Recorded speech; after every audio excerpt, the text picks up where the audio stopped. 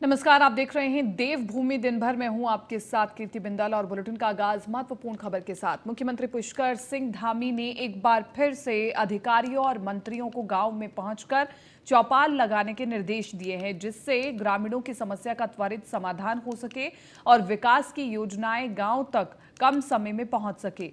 मुख्यमंत्री पुष्कर सिंह धामी ने कहा कि उनके द्वारा पार्टी संगठन से भी इस विषय पर चर्चा की गई है, जिसमें सांसदों से भी इस पहल में भागीदारी करने के लिए कहा गया है।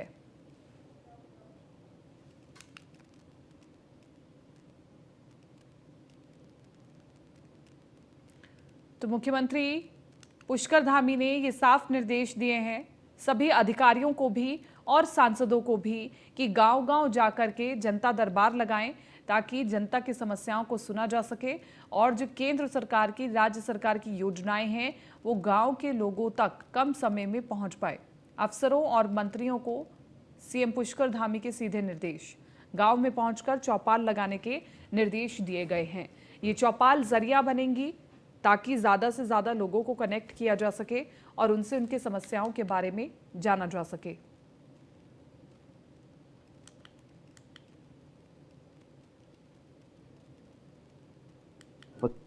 अभी हम लोगों ने ये 25 दिसंबर से ये चौपाल का कार्यक्रम और ग्राम सभा स्तर पर जाकर संवाद के कार्यक्रम प्रारंभ किए हैं और कार्यक्रम क्रियान्वयन विभाग अब ठीक से इसकी रूपरेखा बना रहा है। सचिवगण भी और माननीय मंत्रीगण भी, हमारे सभी जनप्रतिनिधिगण और माननीय सांसदों से भी हमने अनुरोध किया है कि वह भी जो हमारे संगठन की योजना है उस योजना के अनुरूप अपना समय देकर सभी लोग जाएंगे और मिलजुल कर सभी संवाद करके लोगों के बीच में से जो सुझाव आएंगे और जिन पर काम करना है, जहाँ पर ज़रूरत है, उस ज़रूरत के अनुरूप सबकी बातें जब आ जाएंगी तो उस पर काम होगा। अभी हम लोगों ने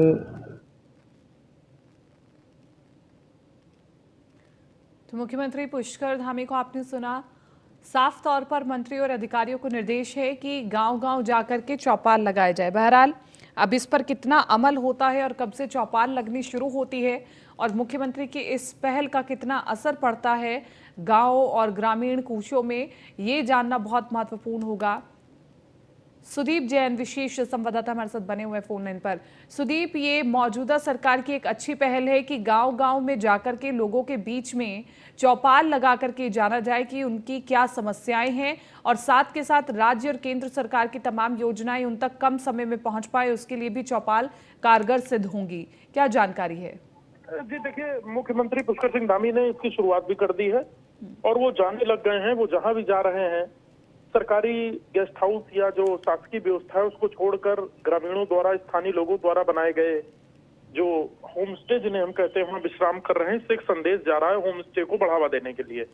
दूसरा, मुख्यमंत्री ने यह भी साफ किया है कि अब अफसर भी जाना शुरू करेंगे पहाड़ों में, रात विश्राम करेंगे गाँव में, ताकि वो लोगों से कनेक्ट हो सकें। जो सरकारी योजनाएं हैं उनकी स्थिति क्या है, उसमें क्या व्यवहारिक दिक्कतें आ रही हैं और कौन से ऐसे लोग, कर्मचारी, अधिकारी हैं जो योजनाओं को टालते हैं, लोगों के कामों को अटकाते हैं, ताकि ऐसे अधिकारी भी चिन्हित हो सकें जो राज्य सरकार की मंशा पर पानी फेर रहे हैं। ठीक है सुदीप, शुक्रिया तमाम इस जानकारी के लिए। न्यूज़ वन इंडिया पर उत्तराखंड की आज की सबसे बड़ी खबर हम आपको बता दें। सीएम पुष्कर धामी ने डीजीपी, अपर मुख्य सचिव गृह को तलब किया। कैंट इलाके में खनन माफिया ने सिपाही के ऊपर ट्रैक्टर चढ़ा दिया था। कैंट की घटना से सीएम बेहद नाराज थे। बोले ऐसे मामलों में कोई भी ऐसे मामलों को बर्दाश्त नहीं करेगा, ना ही किया जाएगा और सीएम धामी के अफसरों को निर्देश दिए गए हैं सख्त कार्रवाई कर नजीर पेश करें। तो बड़ी खबर आपको बता रहे हैं, खनन माफियाओं पर शिकंजा कसने के लिए मुख्यमंत्री पुष्कर धामी ने सख्त निर्देश दिए हैं कि ऐसी घटनाओं पर त्वरित कार्रवाई की जाए। न्यूज़ वन इंडिया पर उत्तराखंड की इस वक्त की सबसे बड़ी खबर, सीएम पुष्कर धामी ने डीजीपी, अपर मुख्य सचिव गृह को किया तलब। डीजीपी और अपर गृह मुख्य सचिव को किया तलब। कैंट इलाके में खनन माफिया ने सिपाही पर चढ़ाया था ट्रक। कैंट की घटना से सीएम बेहद नाराज नजर आ रहे हैं।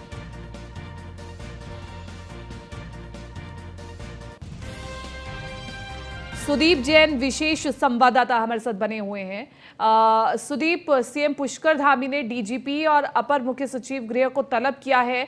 वजह है कि जो खनन माफिया के ऊपर कार्रवाई करने जब पुलिस वाले जाते हैं, अधिकारी जाते हैं, तो उनके ऊपर खनन माफिया ट्रैक्टर चढ़ा देते हैं और ये घटना बर्दाश्त करने वाली नहीं है। इसलिए खुद मुख्यमंत्री पुष्कर धामी इस पूरी खबर में अपडेट ले रहे हैं। जी बिल्कुल, देखिए अभी सुबह करीब 10 बजे मुख्यमंत्री ने डीजीपी और गृह विभाग के अफसरों को तलब किया था। कल कैंट थाना क्षेत्र में जो कैंट थाने के कोतवाल हैं विनय, उनके सिपाही खनन रोकने गए थे और उन पर अटैक हुआ है। उनकी पैर में 3 फ्रैक्चर हैं और सर में भी गंभीर चोटें आई हैं। इस जानकारी को गंभीरता से लेते हुए मुख्यमंत्री ने डीजीपी को तलब किया और एसएसपी देहरादून से भी मुख्यमंत्री ने फोन पर बातचीत की है, जो मेरी जानकारी है। इस मामले में एसएसपी देहरादून दलीप कुंवर ने कल ही गंभीरता दिखाते हुए मुकदमा दर्ज कराया था और कल ही उन्होंने इस पूरे मामले की जांच एसपी क्राइम को सौंप दी थी, क्योंकि इसमें कुछ तकनीकी चीजें भी हैं कि जैसे यदि अवैध खनन हो रहा था तो कैसे हो रहा था, और यदि अवैध खनन की शिकायत थी तो अकेला सिपाही मात्र ही मौके पर क्यों गया, बाकी फोर्स क्यों नहीं गई, या अन्य लोगों को, सीनियर ऑफिसर्स को कॉल क्यों नहीं किया गया। देर रात भी एसएसपी ने इस मामले पर अपडेट लिया है, जो मेरी जानकारी है, और सुबह मुख्यमंत्री ने इस पूरी घटना पर राज्य पुलिस के मुखिया को भी तलब कर निर्देश ये दिए हैं कि किसी भी स्तर पर लापरवाही नहीं बरतनी चाहिए और हर हाल में जो इस प्रकार के आपराधिक तत्व हैं इनके विरुद्ध ठोस कार्रवाई की जानी चाहिए। ये इस पूरी खबर में क्या निष्कर्ष तक पहुंच पाते हैं, ये भी जानना बहुत महत्वपूर्ण होगा। ठीक है सुदीप, आप बने रहिए, हम आपसे आगे भी जानकारी लेंगे। देहरादून में सीएम पुष्कर धामी की समीक्षा बैठक, पौड़ी मंडल मुख्यालय को लेकर के बैठक की गई है और पौड़ी से चलने वाले कार्यालयों का ब्यौरा मांगा गया है। पौड़ी की विकास योजनाओं पर भी चर्चा की गई है। तो महत्वपूर्ण खबर आपको बता रहे हैं, पौड़ी मंडल मुख्यालय को लेकर के महत्वपूर्ण बैठक और इसी के साथ साथ पौड़ी से चलने वाले कार्यालयों का ब्यौरा मांगा गया है।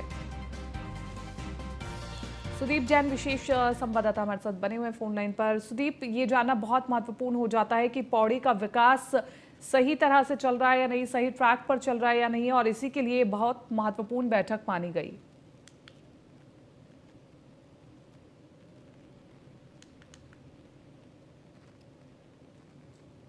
चलिए दोबारा से जुड़ने की कोशिश करेंगे सुदीप जैन से। और पौड़ी के विकास योजनाओं पर भी चर्चा की गई है। बहुत महत्वपूर्ण बैठक रखी गई थी देहरादून में, सीएम पुष्कर धामी की समीक्षा बैठक। उत्तराखंड में बीजेपी नेताओं को दायित्व दिए जाने से पहले राजनीति तेज हो गई है। कांग्रेस ने दायित्व बंटवारे को लेकर के बीजेपी पर निशाना साधा है। कांग्रेस का कहना है कि बीजेपी अपने समर्पित कार्यकर्ताओं को जिम्मेदारी देने से बचती रही है, जबकि बीजेपी नेताओं का कहना है कि लिस्ट फाइनल कर दी गई है, जिस पर सीएम धामी की मुहर लगनी बाकी है।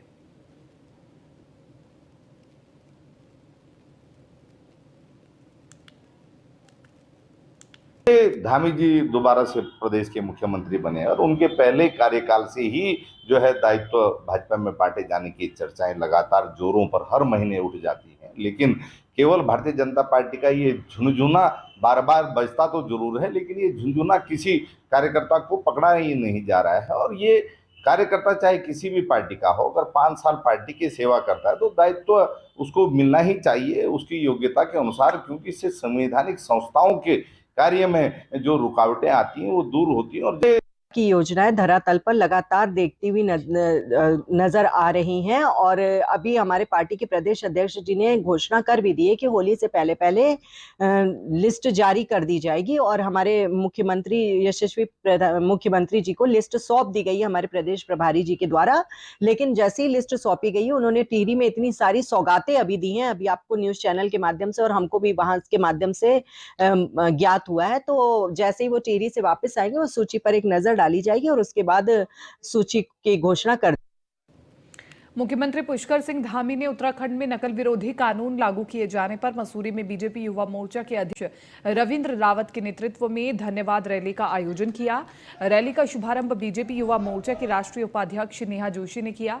आपको बता दें कि रैली मसूरी पिक्चर पैलेस से शुरू होते हुए मसूरी के शहीद स्थल तक पहुंची और इस मौके पर युवाओं ने मुख्यमंत्री का नकल विरोधी कानून लाए जाने पर धन्यवाद किया और जोरदार नारेबाजी की। वहीं राष्ट्रीय उपाध्यक्ष नेहा जोशी ने कहा कि मुख्यमंत्री द्वारा प्रदेश में लगातार हो रहे भर्ती घोटाले और नकल को देखते हुए देश का पहला नकल विरोधी कानून बनाकर प्रदेश में लागू किया गया है, जो काफी सख्त है। उन्होंने कहा कि कानून से पहले नकल करवाने में शामिल लोगों को बेल मिल जाती थी, परंतु अब ऐसा नहीं होगा। कानून को इतना सख्त बनाया गया है कि नकल करने वालों से लेकर नकल करवाने वालों पर नकेल कसी जाएगी।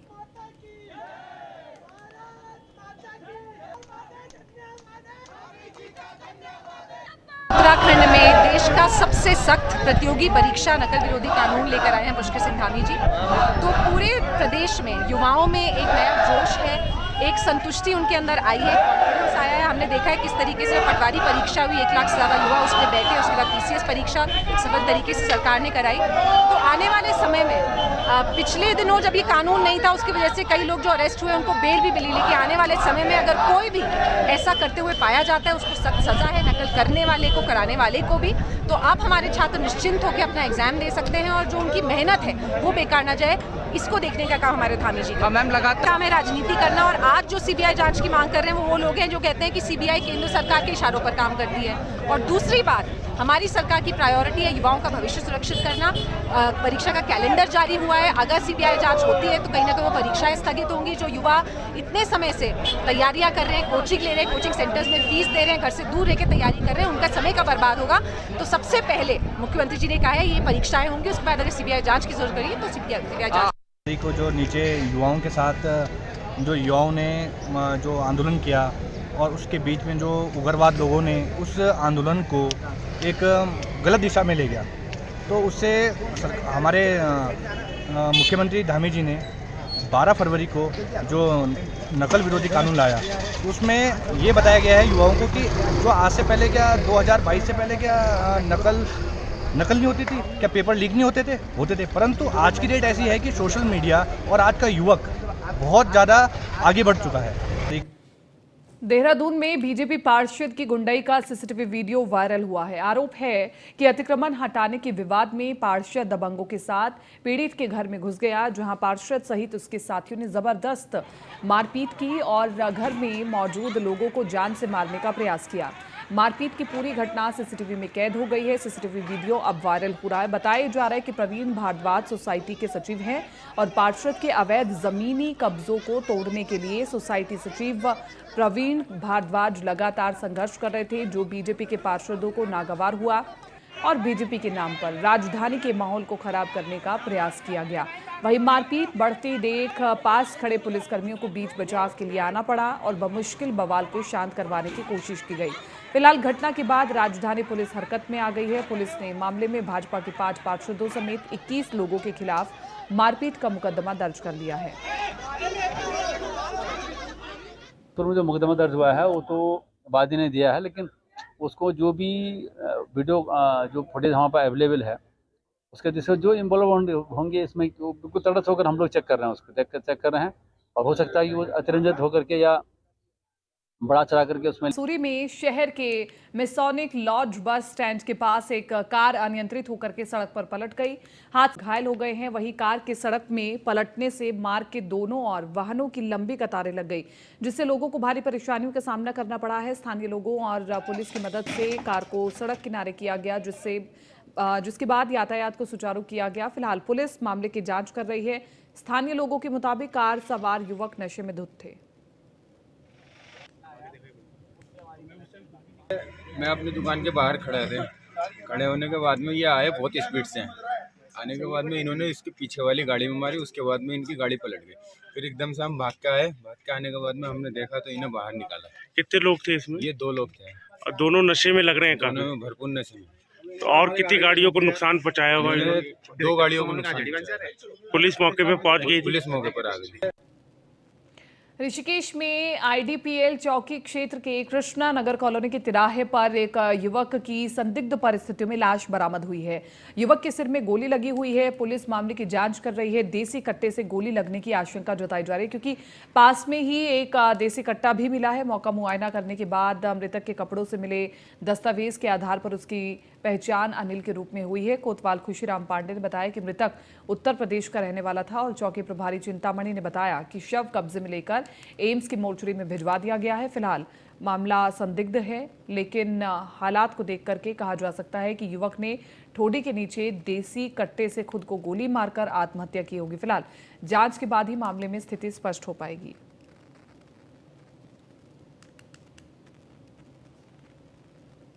कालाढूंगी से अगली खबर। कालाढूंगी कोटाबाग ब्लॉक की सड़कें दुर्घटनाओं को दावत दे रही हैं। सड़कों की हालत यह है कि आए दिन इन सड़कों पर दुर्घटनाएं होती रहती है, लेकिन शासन प्रशासन के जिम्मेदार लोगों को ये गड्ढे दिखाई नहीं पड़ते हैं। और वहीं ग्रामीणों का कहना है कि इन सड़कों के टूटने पर इनमें सिर्फ टल्ले लगाकर मरम्मतों का कार्य किया जाता है, जो कि कुछ ही समय में फिर से टूट जाती है, उखड़ जाती है। बरसातों में इन गड्ढों में पानी भर जाता है, जिससे इन टूटी सड़कों पर रोज दुर्घटनाओं का होना लगा रहता है। मेन मुख्य मार्ग है, कोटाबाग ब्लॉक का मार्ग है, तहसील मार्ग है। काफ़ी टाइम से हालत ख़राब है। हमारे गांव के अभी कोई मरीज हो जाता है, उसको हॉस्पिटल जाने में हमें 1-1 घंटा लग जाता है। काफ़ी टाइम से सड़कों का हाल सबसे गांव के अंदर की सड़कें हो, चाहे मेन हाईवे की सड़कें हो, स्कूल जाने वाले बच्चे हैं, लेट हो जाते हैं। अभी किसी स्वास्थ्य को परेशानी हो गई तो हमें जाने में काफ़ी दिक्कत आती है। सड़कों में बरसात में पानी भर जाता है।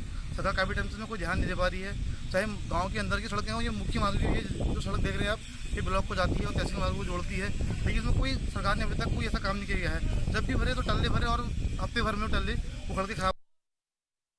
सड़कें हैं वो बिल्कुल इस समय खस्ता हाल है। चाहे आप आंतरिक मार्ग देख लीजिए और चाहे आप मुख्य मार्ग देख लीजिए, सारे जो रोड की स्थिति है वो बिल्कुल खस्ता हाल है। आप पीछे मेरे देख सकते हैं कि कितने सारे रोडों में गड्ढे हुए हैं।